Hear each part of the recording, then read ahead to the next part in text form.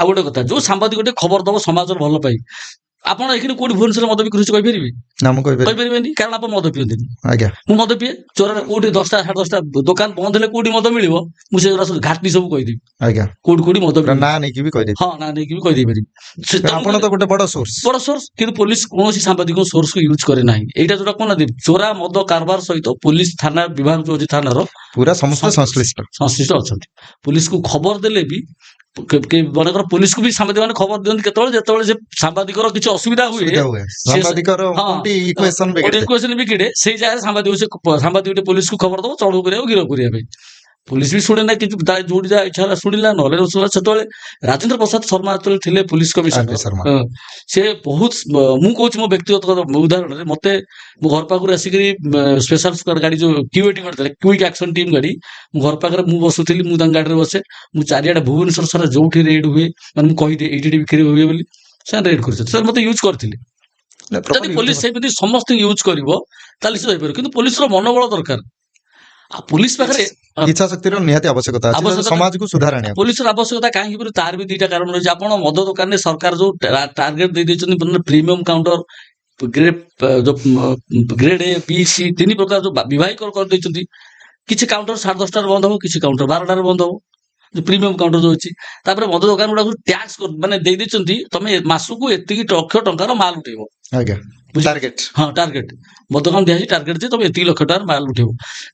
ଯୋଉ କାଉଣ୍ଟରରେ ମନେକର ମାଲ ନ ଉଠେଇଲା, ମନେକର ରାମ ମନ୍ଦିର କାଉଣ୍ଟରକୁ ଦିଆଯାଇଛି, ମନେକର କହୁଛି 50 ଲକ୍ଷ ଟଙ୍କାର ମଦ ଉଠେଇବାକୁ, ଯଦି ସେ ମଦ ନ ଉଠେଇ ପାରିଲା, ମୁଁ କେବଳ ରାମ ମନ୍ଦିର କଥା କହୁନି, ଭୁବନେଶ୍ୱରରେ କୌଣସି ସବୁ ମଦ ଦୋକାନ ସାଇଡରେ 10:30ଟାରେ ଯୋଉମାନେ ବିକୁଛନ୍ତି, ମଦ ଦୋକାନୀଙ୍କ ପ୍ରୋତ୍ସାହନରେ ବିକ୍ରି ହଉଛି। କାହିଁକି? ସେମାନଙ୍କୁ ଯୋଉ ଟାର୍ଗେଟ ଦିଆଯାଉଛି, ମନେକର ମୁଁ ଟାର୍ଗେଟ ଦେଲି 1000 ଟଙ୍କାର ମଦ ବିକ୍ରି କରିବାକୁ ଡେଲି, ମୋର ଯଦି ସେ ମଦ ଦୋକାନର 500 ଟଙ୍କା 700 ଟଙ୍କା ବିକ୍ରି ହେଲା, ସେ କଣ କରିବ?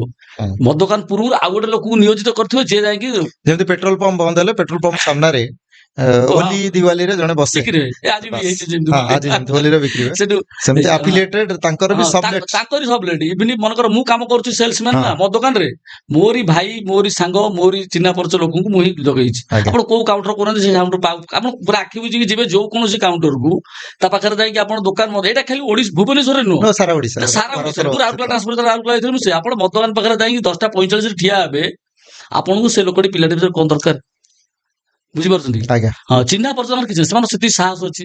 ଏଥିରେ ସମସ୍ତ ପ୍ରଶାସନ ଦାୟୀ, ପୋଲିସ ଦାୟୀ, ସରକାର ଦାୟୀ, ଆମେ ମାନେ ସାମ୍ବାଦିକ ଉପରେ ବି ଲେଖା ଅବହେଳା କରାହେଇଛି, ଆମେ ଦାୟୀ, ସମସ୍ତେ। ନାଇଁ, ଯଦି ରାତି 12ଟାରେ ଗୋଟେ ଲୋକ ମଦ କିଣିବ, ଆପଣ କହୁଛନ୍ତି ଯେ ମଦଟା ସେ ତାର ଘରେ ପିଇବ, କୌଣସି ସାର୍ବଜନୀନ ଜାଗାରେ ପିଇ ପାରିବନି, ପବ୍ଲିକ ପ୍ଲେସରେ ପିଇ ପାରିବନି।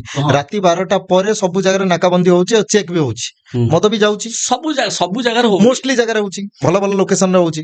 ମଦ ପରା ବର୍ତ୍ତମାନ ଯୋଉ ରାତି 12ଟା ପରେ 12:30 ପରେ ଏବେ ତ ମଦ କରିଦେଲାଣି। ଆପଣ 1:30 ଅନୁମତି ନେଇକିରି ବୁଧବାର, ଶୁକ୍ରବାର, ରବିବାର ଭୁବନେଶ୍ୱର ଏକାଧିକ ବାର ପରମିଶନ ଦିଆଯାଉଛି, ରାତି 1:30 ଯାଏଁ ସେମାନେ ବିକିବେ, 1:30 2ଟା ପର୍ଯ୍ୟନ୍ତ ବିକି ପାରିବେ।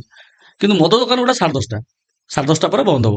10:30 ମଦ ଦୋକାନ କେହି ନେଇକି ଯାଉନାହାନ୍ତି। ମଦ ଦୋକାନ କହିବା ଗୋଟେ ମଦ ଦୋକାନ ପାଖରେ 2ରୁ 3 ଜଣ ରହୁଛନ୍ତି, ସେଇ ତାଙ୍କରି ଷ୍ଟାଫ ଯିଏ ରହୁଛନ୍ତି, ସେ ସବୁ ମାନେ ଷ୍ଟାଫ ରିଲେଟିଭ ଯିଏ ଅଛନ୍ତି, ସେଇମାନେ ସବୁ ମଦ ବିକୁଛନ୍ତି।